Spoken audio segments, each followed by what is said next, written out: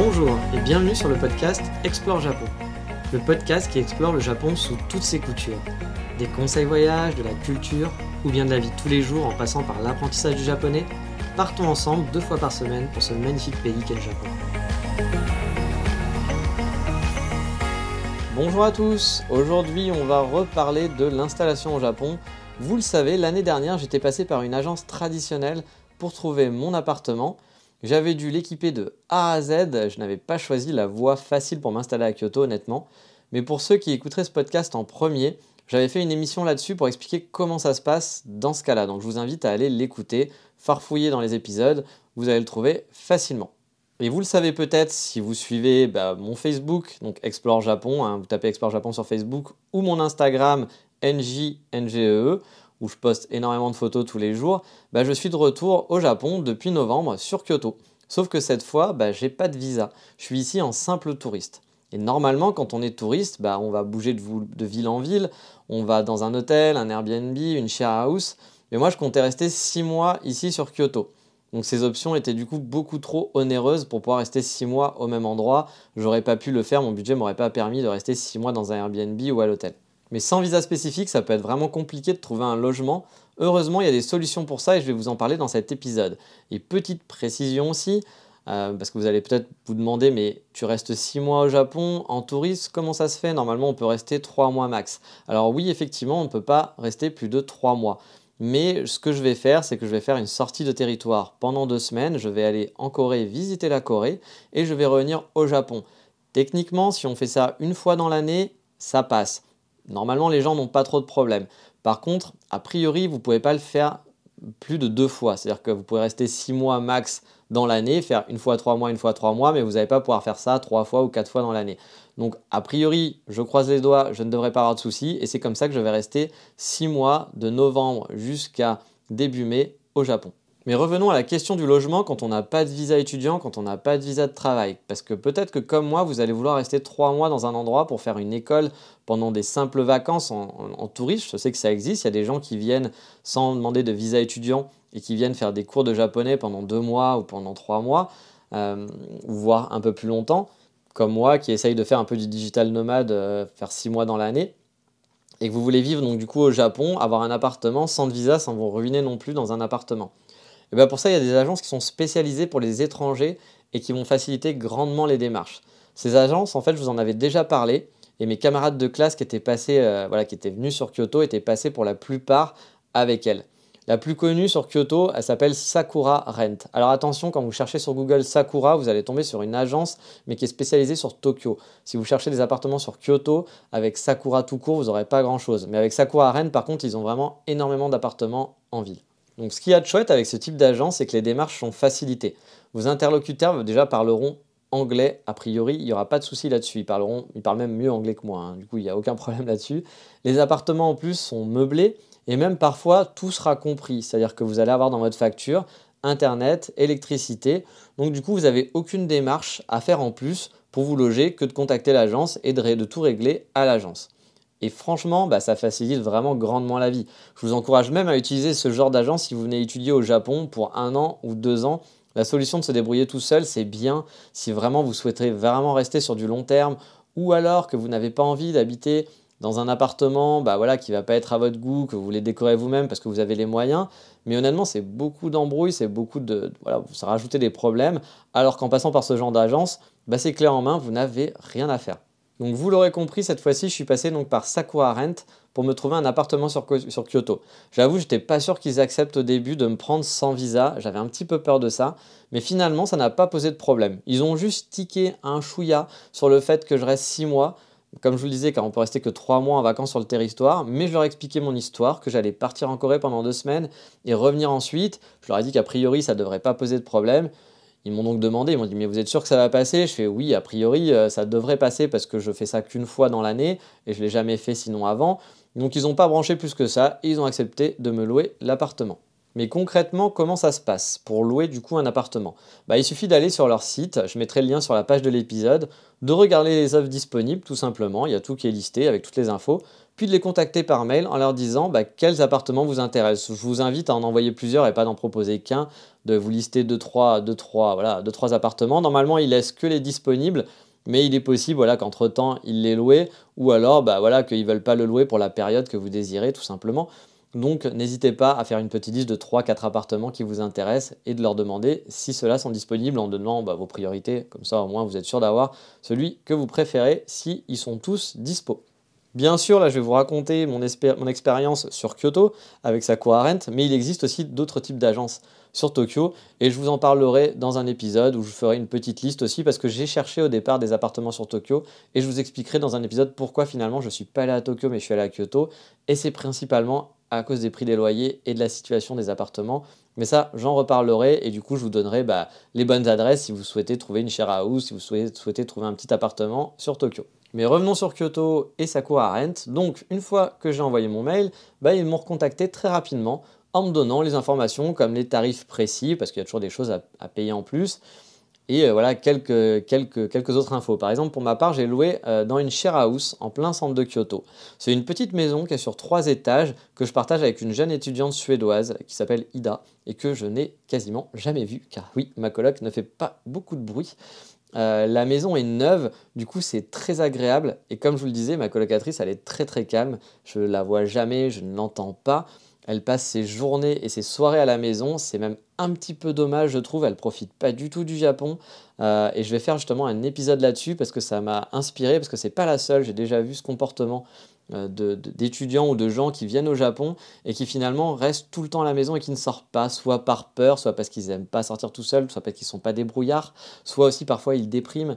Et c'est un petit peu dommage, surtout qu'on peut faire des choses gratuites, même si on n'a pas l'argent, il y a de quoi faire, on peut vraiment profiter du Japon et c'est un peu dommage de venir au Japon et de pas voir comment ça se passe la vie au Japon, de ne pas profiter de tous les charmes du Japon, même si on n'a pas d'argent, on peut faire des choses.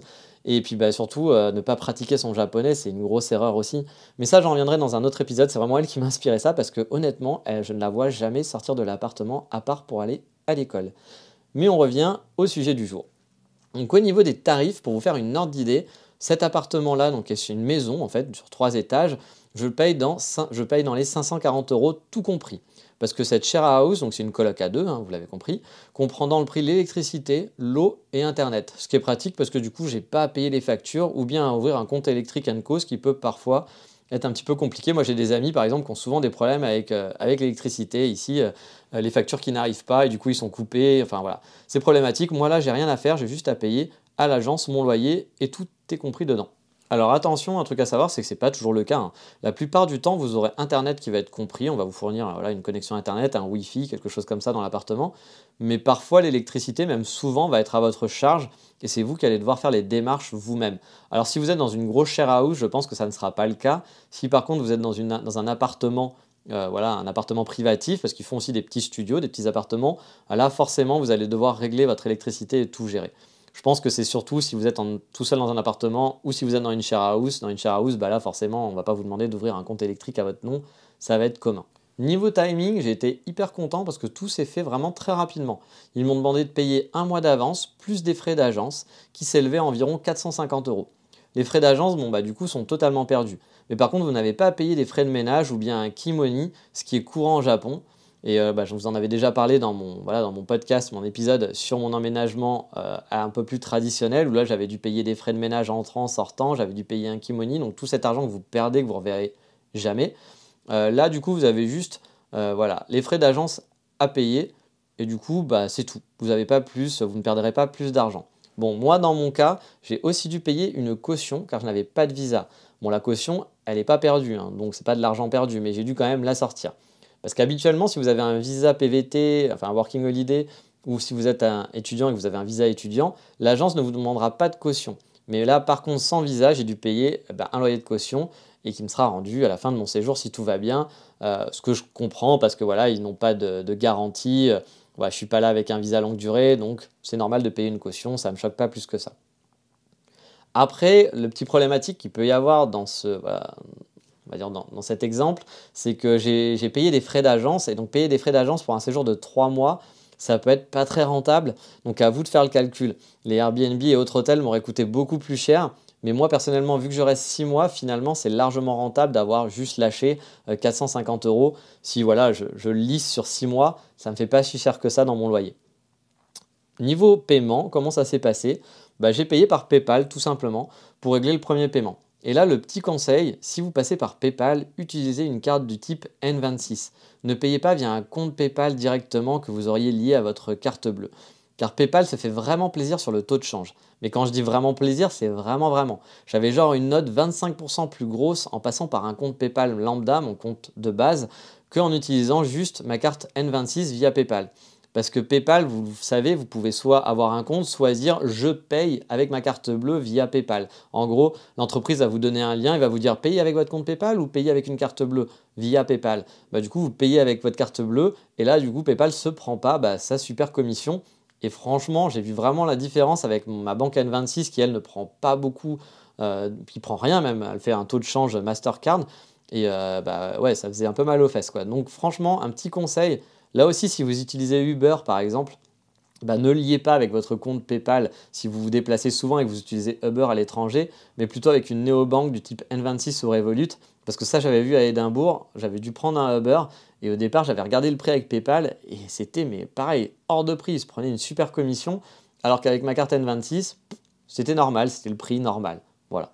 Donc une fois que j'ai payé, tout réglé, voilà, il n'y avait rien eu de plus compliqué à faire pour réserver mon appartement. Bien sûr, vous pouvez faire des virements bancaires, vous n'êtes pas obligé de payer par PayPal, mais PayPal pour moi c'était le plus simple parce que parfois les virements ça peut être un peu compliqué de faire des virements au Japon.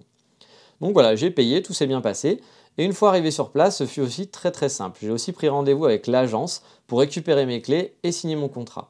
L'agence est sur Kyoto, en plein dans le centre, et en plus, le truc qui était vraiment cool, c'est que mon appartement est à peine à 2 minutes à pied, donc c'était vraiment juste à côté.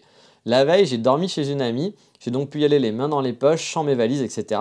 Mais sachez que si vous avez vos valises avec vous, et que votre appartement est un petit peu loin, ils vous amèneront en voiture jusqu'à votre lieu de résidence pour vous le faire visiter, pour vous donner les clés, pour vous montrer un petit peu comment marche l'appartement. Donc vraiment, il y a un vrai suivi, et c'est assez chouette. Donc arrivé à l'agence, on va vous expliquer les règles, vous signez votre contrat, tout ça est en anglais. Donc il faut parler un petit peu anglais, parce que si vous ne parlez pas un mot d'anglais, ils ne vont pas faire ça en français. Mais bon, c'est pas très très compliqué, c'est de l'anglais basique. En plus, le personnel est adorable et très serviable, il n'y a rien à redire là-dessus, leur anglais est très très bon. Moi, j'ai eu aucun souci, tout s'est bien passé, et sachez que mon anglais n'est vraiment pas très bon. Par contre, un petit truc qui a changé beaucoup par rapport à mon ancien appartement que j'avais pris, où là, j'étais passé par une voie traditionnelle, pas par une agence pour étrangers. Là, en fait, les règles sont beaucoup plus strictes. Dans mon ancien appartement, j'étais locataire, j'avais un trip des clés, je pouvais inviter qui je voulais, quand je voulais. Mais quand vous passez par Sakura, même si vous prenez un appartement tout seul, il faut le savoir, vous n'avez pas le droit d'avoir des invités qui vont dormir chez vous. Même si c'est votre famille qui vous rend visite 2-3 jours, si c'est le cas, il faut le déclarer, ils devront payer un supplément. Oui. Et puis pareil, si vous avez une copine ou etc., logiquement, elle n'a pas le droit de venir à la maison et de squatter chez vous. On ne vous donnera pas de double des clés. Et voilà, c'est interdit. Alors bien sûr, certains peuvent quand même inviter, car ils vont être dans des immeubles où il n'y a pas de concierge, etc. Donc vous pouvez faire un petit peu en loose day, ça passera. Mais si vous êtes en share house ou bien si vous êtes dans un immeuble avec un concierge, gare à la délation, ça peut vite arriver. Moi, j'ai déjà des amis qui ont eu des délations comme ça par un concierge, c'est-à-dire qu'ils n'habitaient pas dans une share house, ils étaient vraiment dans un immeuble. Mais voilà, il y avait un concierge dans l'immeuble. Tout l'immeuble n'appartenait pas à Sakura Rent, ils avaient juste des appartements. Mais voilà, le concierge, a priori, a dû dire à Sakura Rent que la personne qui habitait à tel endroit ramenait une fille tous les soirs, etc. à la maison. Et du coup, il s'est fait remonter un peu les bretelles par l'agence. Donc voilà, c'est pas top, mais ça vous permet, tout ne peut pas être parfait, hein, mais ça vous permet de vous loger pour pas très cher, même si vous n'avez pas de visa, et surtout de ne pas faire toutes les démarches, d'acheter des meubles, de devoir chercher pour internet, etc. Vous avez un meublé et tout est nickel. Et moi, hélas, vous allez me dire, je suis dans une share house et en plus, ma proprio habite dans la même maison. En fait, j'ai l'impression que c'est une très grande maison qu'elle a séparée en deux. Elle utilise même des placards pour stocker au rez-de-chaussée des affaires à elle. Donc je peux facilement me faire griller si j'invite quelqu'un. En plus, je la croise tout le temps dans la rue. Donc je pense que ce serait très compliqué d'avoir quelqu'un à la maison. Donc je ne pense pas que mes amis vont pouvoir venir passer des vacances à Kyoto chez moi. Alors que j'aurai la place parce que ma chambre fait 10 mètres carrés, elle est vraiment très grande et qu'on a des grandes parties communes. C'est vraiment un bel appartement. Je ferai sûrement une vidéo sur YouTube pour vous présenter l'appartement bientôt.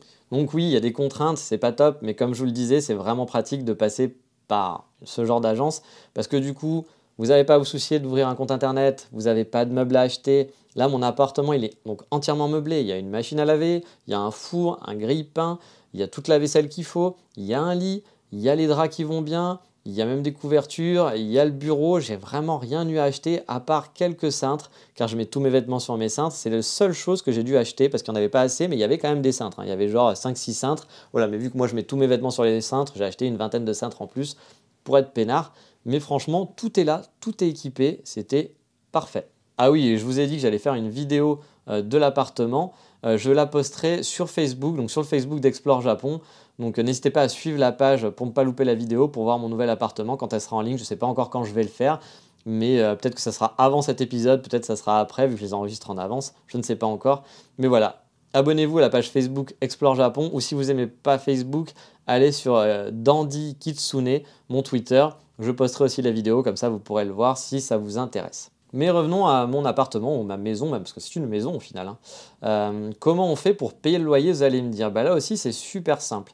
J'ai le choix. Je peux soit faire un virement bancaire, soit payer par PayPal chaque mois, ou bien même, tout simplement, payer en liquide sur place. Et honnêtement, c'est ce que je vais faire là aussi, parce que ça va me simplifier la vie. J'ai pas besoin d'ouvrir un compte bancaire au Japon. Bon, j'en ai déjà un, à vrai dire, parce que dans mon ancien appartement, j'avais pas eu le choix, j'avais dû ouvrir un compte bancaire. Donc j'en ai déjà un.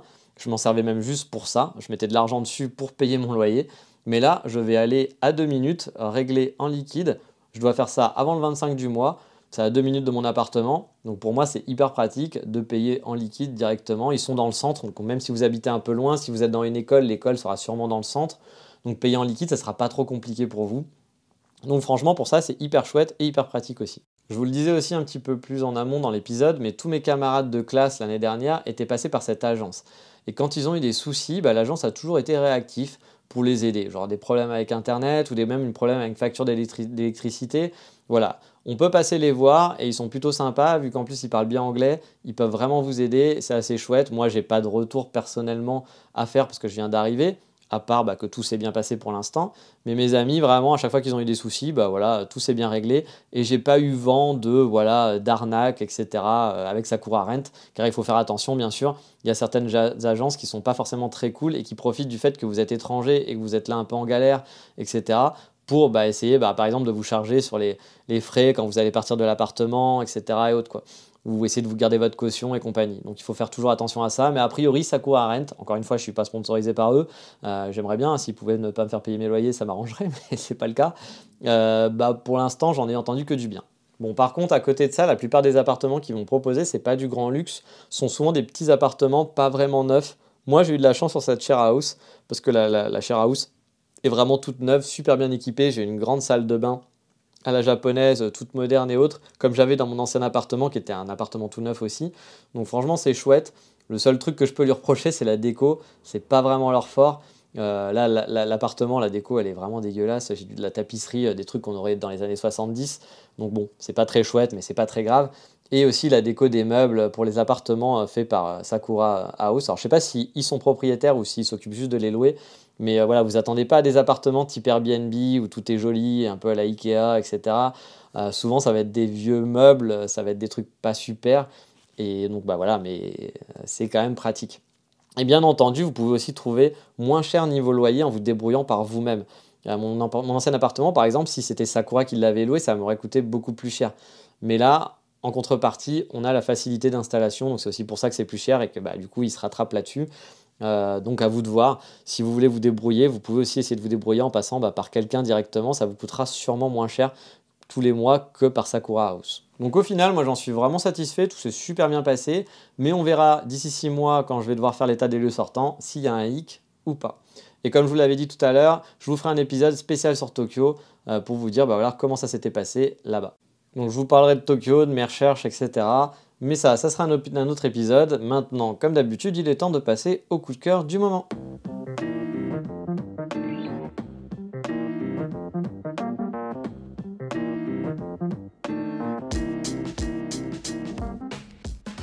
Et on va rester dans le même sujet, le sujet de trouver un logement au Japon, avec un concept que j'ai vraiment bien aimé, mais qui nécessite un peu plus de moyens pour se loger. Il s'agit des social apartments. J'ai découvert les social apartments via Millennial, le capsule hôtel dont je vous ai déjà parlé dans un précédent épisode. car c'est le même groupe qui propose ce concept au final. En gros, ce sont des immeubles neufs avec des salles communes vraiment super stylées où vous aurez votre petit appartement. Ça oscille entre 9 mètres carrés à plus de 20 mètres carrés suivant les immeubles et les locations parce qu'ils ont plusieurs buildings. Dans certains, vous avez toutes les commodités dans votre chambre, donc le frigo, la toilette, enfin les toilettes, pardon, les salles de bain et même une kitchenette. Et dans d'autres, vous allez partager les douches, etc. En gros, c'est un peu comme une share house, sauf qu'au lieu d'avoir une chambre, c'est plus un appartement. Et surtout, les parties communes sont vraiment super chouettes et bien fichues. Et là, ils ont tout le building, c'est-à-dire que c'est pas juste quelques appartements à l'intérieur d'un immeuble. Non, là, ils vont avoir tout le building. C'est très hipster, c'est très bobo. Vous allez avoir des trucs de ping-pong, des baby-foot, vous allez avoir des bars, etc. Mais ça a l'air quand même assez chouette. Il y en a plusieurs sur Tokyo et quelques-unes dans le Kansai aussi, mais hélas, pour la plupart, on vous demandera un visa. C'est pour ça que je n'ai pas pu appliquer. Et puis, c'était un petit peu cher aussi, il faut l'avouer. Sans visa, juste en touriste, j'avais le choix avec uniquement 2-3 propositions sur Tokyo. Et clairement, comme je disais, c'était beaucoup plus onéreux qu'une share house classique, voire même qu'un appartement classique. Mais bon, vous allez payer le design, les parties communes sympas et le côté neuf de l'immeuble. Alors, si mon business d'auto-entrepreneur était lancé et que j'avais commencé à gagner ma vie avec ça, j'aurais sûrement tenté ça, mais pour l'instant, c'est pas dans mes moyens. Et si vous gagnez bien votre vie et que vous voulez un certain confort tout en ayant des salles communes pour rencontrer du monde, ça peut être un très bon concept. En plus, dans certains social appartements, par exemple, il y a des cafés qui sont intégrés au rez-de-chaussée. Moi, j'ai vraiment beaucoup aimé le concept, parce que j'aime déjà beaucoup le concept de Millennial dont je vous avais parlé pour le capsule hôtel, où je trouvais qu'il faisait bon vivre en fait à Millennial, donc je m'étais dit là-bas aussi, il doit faire bon vivre dans les parties communes. Et c'est pas mal basé sur le côté neuf, sur le côté design, le côté bien fichu, assez cool. Mais vraiment, je vous le disais, les tarifs, c'est pas donné et c'est dommage. Donc c'est vraiment pour les gens qui ont les moyens et qui peuvent se le permettre. Je pense que par exemple, il y a beaucoup d'étudiants chinois qui ont les moyens. Pour le reste, c'est un peu plus compliqué. Si vous voulez plus d'infos, que ça vous intéresse, j'ai mis les liens et quelques photos sur la page de l'émission, comme d'habitude. Mais en attendant, on va s'arrêter là pour aujourd'hui. Et comme je vous le disais, ma coloc m'a inspiré le thème du prochain épisode, où j'essaierai de vous donner des conseils pour profiter de votre séjour au Japon si vous êtes étudiant ou en PVT. Parce que j'ai remarqué que y avait parfois, moi j'avais des amis à moi qui étaient étudiants au Nihongo Center, l'école que j'ai fait, et qui au bout de 6 mois n'étaient jamais allés à Osaka, ne connaissaient que 2 endroits dans Kyoto, et je trouve ça un petit peu triste, donc je vais essayer justement de reparler de ça, et pour ceux qui voudraient partir, de bien garder ça en tête et essayer de profiter du Japon un maximum et pas de s'enfermer chez soi, parce que c'est vraiment dommage. Après, bien entendu, chacun fait ce qu'il veut, mais c'est dommage d'être ici et de ne pas profiter. Mais tout ça, ça sera pour le prochain épisode. En attendant, je vous dis comme d'habitude, à bientôt, mata, ciao, bye bye.